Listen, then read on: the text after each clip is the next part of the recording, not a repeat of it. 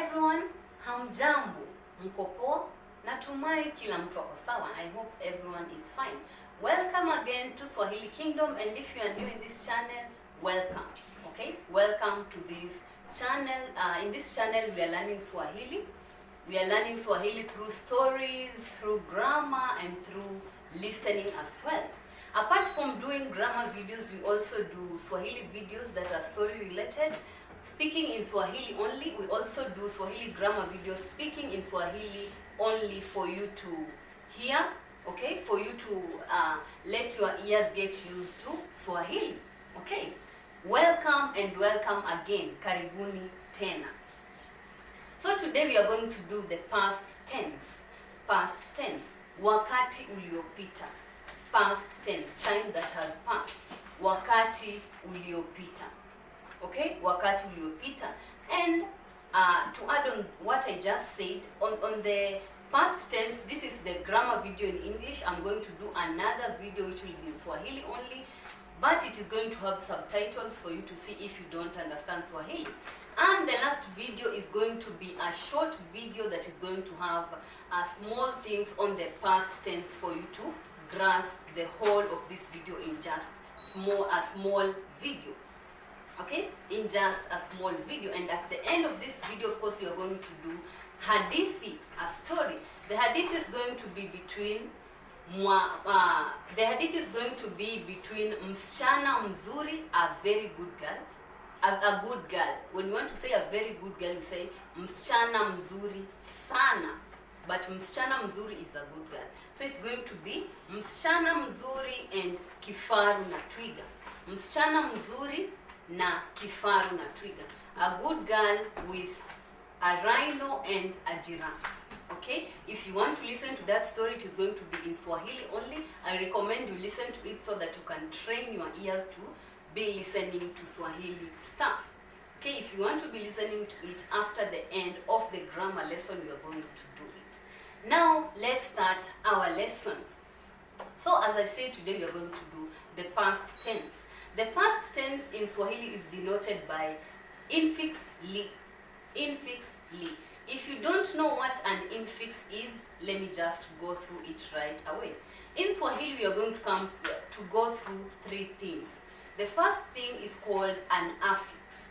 A prefix, sorry, not an affix. A prefix. The second thing is called an infix, and the third thing is called a suffix. A prefix comes before a word. A prefix comes before a word.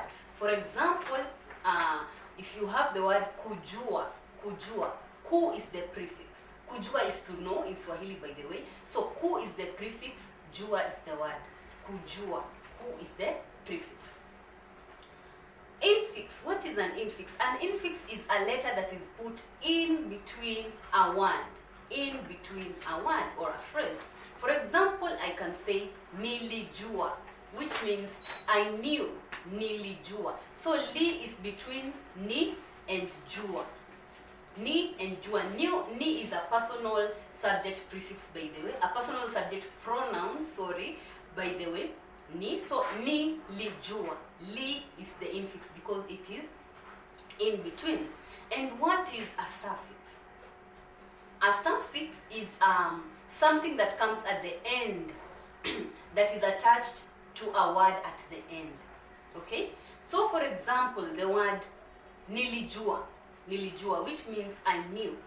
Nilijua. What is the suffix there? The suffix there is the word jua. Nilijua. Ni is the prefix, li is the infix, jua is the suffix. So now you know what an infix is. Let's continue. So we said the li infix denotes the past tense in Swahili. Li infix denotes the past tense in Swahili. So how do you form a past tense in Swahili?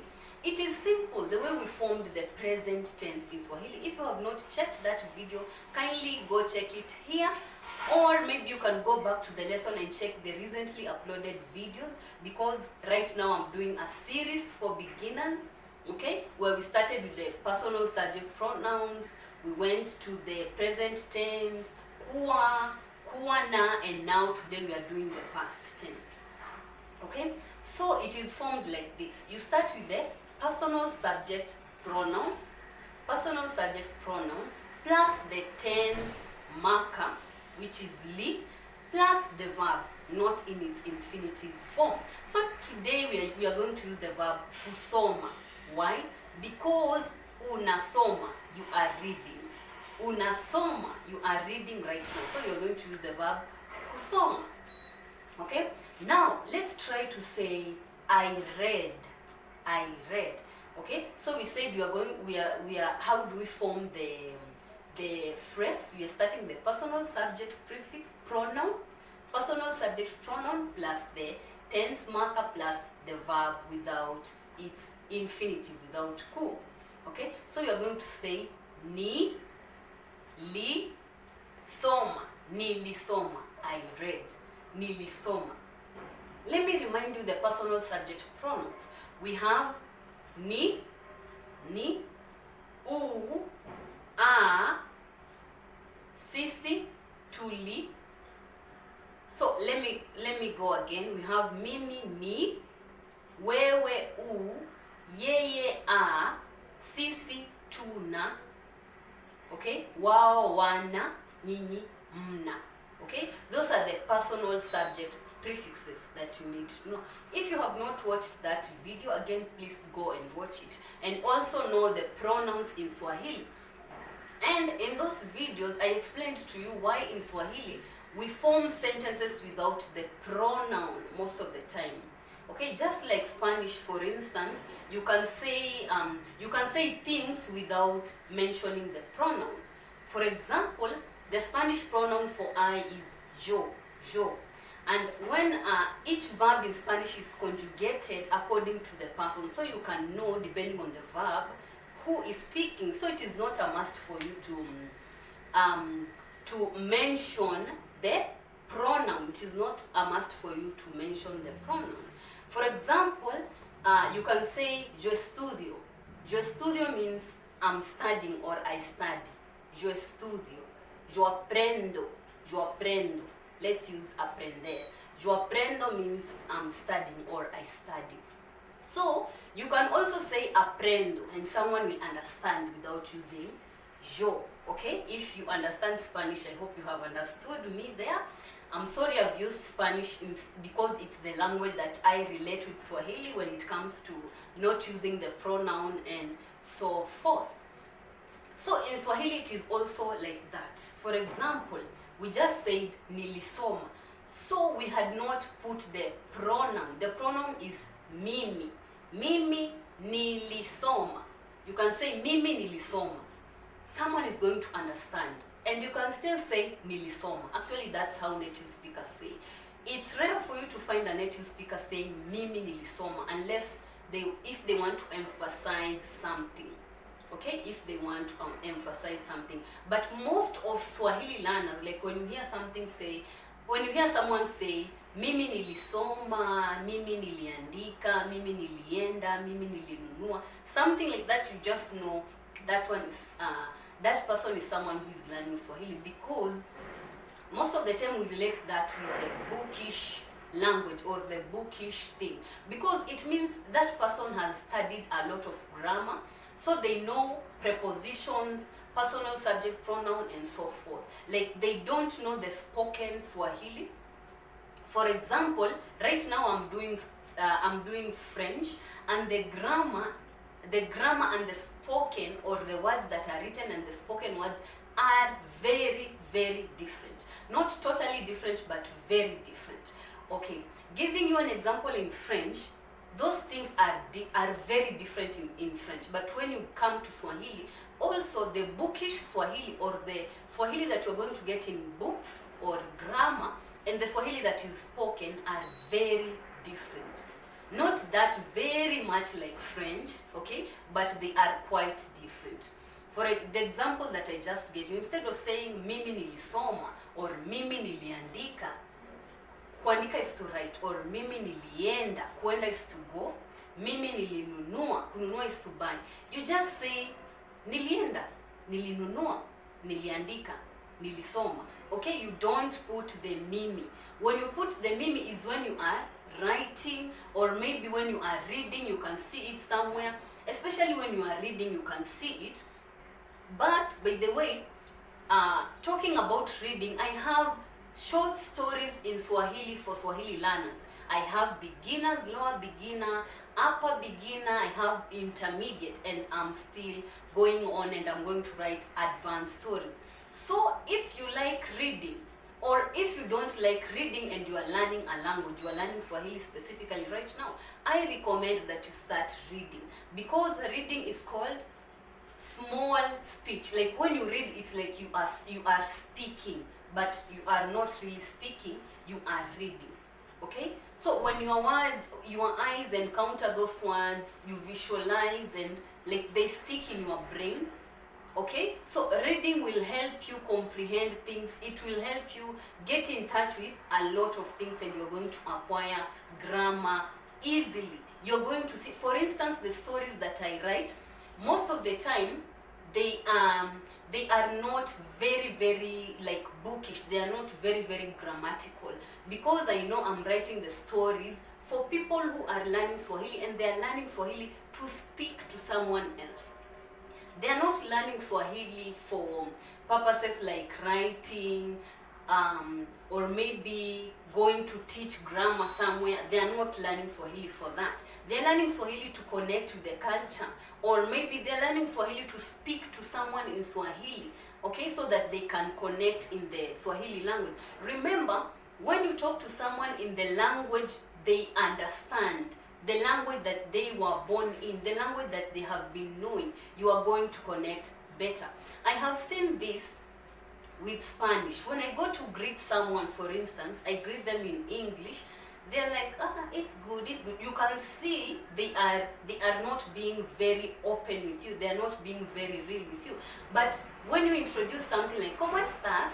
¿Cómo estás? ¿Todo es bien? ¿Todo bien? When you introduce something like that, now you can see their face shining. Why? Because that is the language that they were brought in. That is their first language. So when you do that, when you talk to someone in their first language, it is different. The connection is different than when you just give them an English word or whatever word that you know that it's not easy for them to connect. Their maternal language or their first language is very deep within them, and when you talk to them with that language, you are going to open them up. Okay, you are going to open them up. I don't know, but I think language is very magical. Okay, so let's continue with the past tense. As I said, mimi nilisoma. Okay, the personal the pronouns in Swahili, we say you have mimi, wewe, yeye, sisi, nyinyi, wao. And the yeye stands for he or she. You can use yeye for a he or a she. Someone can ask, how do you know someone is talking about he or she? Okay, that one depends with the context. When you are talking to someone, you can tell them, yeye alinunua kitabu. He bought a book, or she bought a book. It will depend with the context for you to understand each other. Okay, so don't worry about that. Okay, up to there, I hope that you have learned something on the past tense.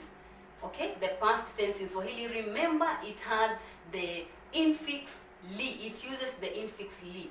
Nilikula, nilinunua, nilitembea, nilienda, nilitafuta, niliongea.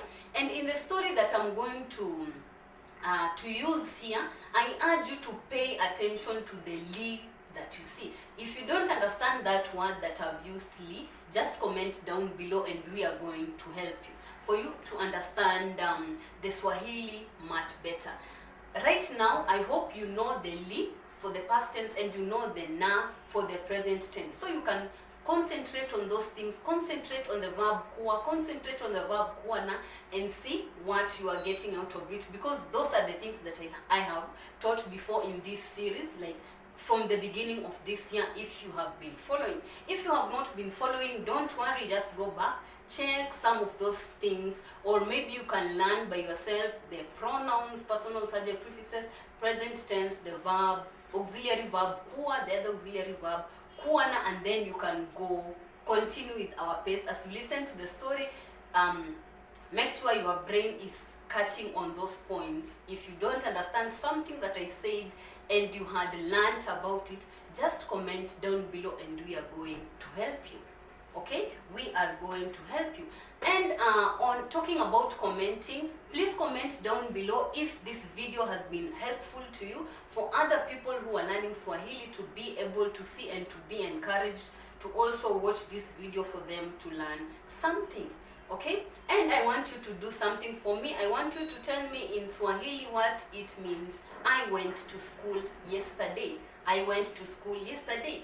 Yes, I know it is a challenge because it has the word to school yesterday. I want you to find out how to write that, and we are going to talk about that later or in the comments, especially in the comments. Right? For me in Swahili, I went to school yesterday. Down in the comments, and we are going to talk about it. Thank you so much for watching this video, and please kindly like, share, subscribe. When you like, or when you subscribe, or when you share, the YouTube algorithm sees that this video is helpful and it is helping other people, and therefore it shares this video with a lot of other people who wants to learn Swahili, and we will be helping other people who are really interested to learn Swahili and they don't have someone who can help them. Okay, so help me as you help yourself, and you also help another person by liking, sharing, and subscribing so that you don't miss any video that is coming.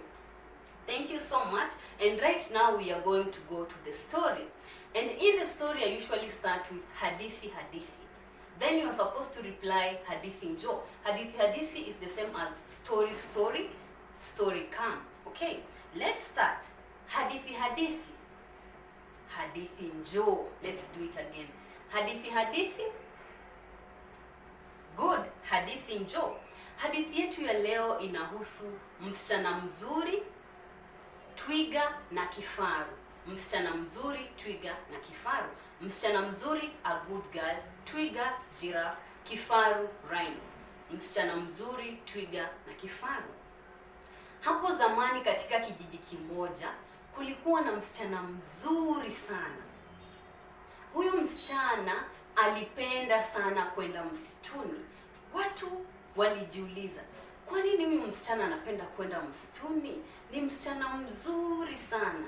Mtu akimwambia afanye kitu anafanya. Mtu akimtuma kae na mtoto wake anakaa naye. Wanakijiji walimpenda sana, lakini walikuwa wakijiuliza, kwa nini huyu msichana anapenda kwenda msituni sana? Siku moja mwanakijiji mmoja alimfuata huyo msichana akienda msituni. Huyo msichana alipokuwa akitembea, mwanakijiji akamfuata pole, akamfuata. Akachungulia akiwa mbali, akaona huyo msichana amefika msituni, alafu kuna twiga na kifaru. Ni kama alikuwa anaongea nao. Msichana anaongea na twiga na kifaru. Huyo mtu alishtuka. Binadamu anaongea na wanyama, binadamu anaongea na twiga na kifaru, inawezekanaje? Lakini huyo mtu ambaye alikuwa anaangalia msichana akatoroka mbio akarudi kijijini. Akaenda kuambiwa na kijiji, huyo msichana mzuri sana huenda msituni kuongea na wanyama. Anaongea na twiga na kifaru. Na kuanzia siku hiyo wanakijiji walimuogopa huyo msichana kwa sababu alikuwa anaongea na wanyama. Nina swali. Ushawahi ona mtu wa kushtua sana mahali ambapo unaishi? Have you ever seen someone who is very strange in the place that you live? So this story is about a very nice but a strange girl. Why is she strange? Because she is talking to animals, and villagers were scared of her because they found out that she goes to the forest to talk to animals. Thank you so much. If you have enjoyed this video, again, don't forget to leave a like, share with your friend, and make sure you subscribe. Tuonane tena katika video nyingine. Let's see each other in the next video. And make sure you also see this video in the Swahili version. It will have the translations for you to understand and for you to listen to Swahili only, to make your ears get used to it. And another thing is that we're going to have a short that is going to summarize the whole of this video. Don't forget to check it out. Okay, asante sana, tuonane tena. Kwaheri.